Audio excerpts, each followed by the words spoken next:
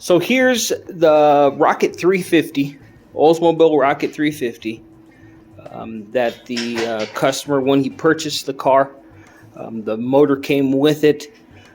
So supposedly the motor is rebuilt. And this one, you see, got the aluminum intake on there. I haven't pulled the valve covers off yet. We'll go into that. I'm going to pull the intake off too, and the oil pan. I'm going to pull the oil pan off and just see what's underneath it. Oil pan's dented on the bottom too, so I got to repair that and just kind of see what we have. Check the oil pump, see if the oil pump looks new. It didn't have any oil in it, and the oil, the small drip of oil that was on the end of the plug looked old, so it looked like they may have fired this motor at one time.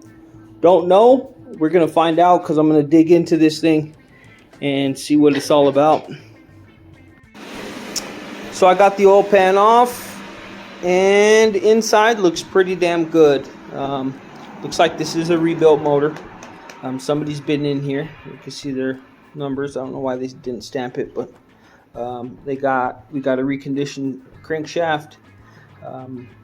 We got new reconditioned rods, new cast pistons in there. Everything looks new and so forth. So you never know until you open that thing up.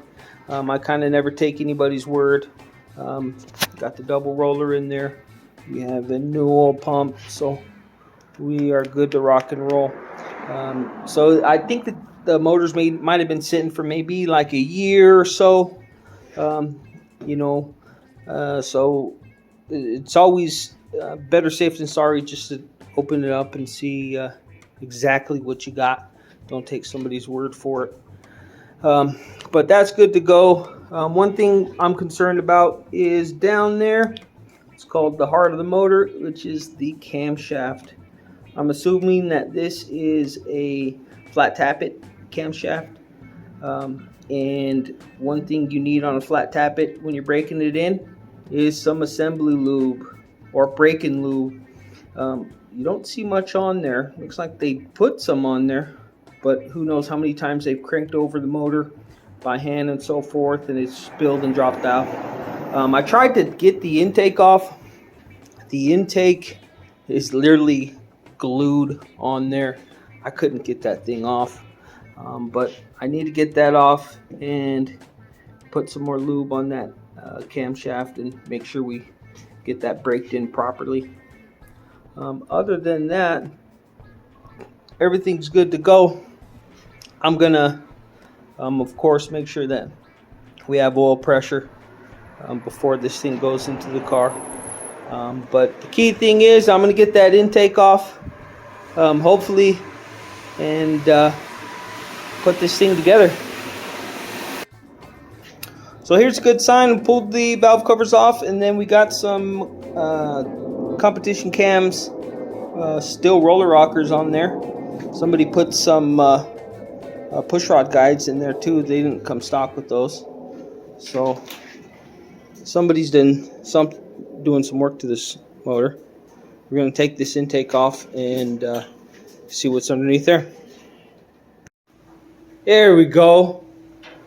With some help from the cherry picker, a little boom boom, and broke this intake free. Man, whatever they had on here, which looks like just silicone, that shit was strong. A lot of dirt in there. We're gonna clean that out. All the oil or the block, everything looks good.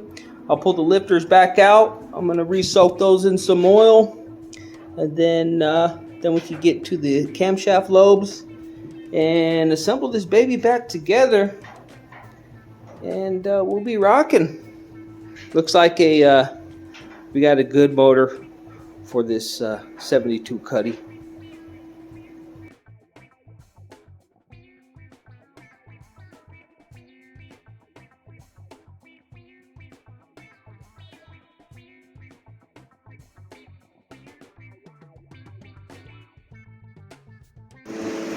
Check this out, 350 Oldsmobile Rocket, going in a 72 Oldsmobile Cutlass. And we're just gonna finish buttoning this thing up here. And I got to change the push rods, guide plates. The valve train geometry just wasn't right, so we're gonna fix that up and get this thing rocking and rolling.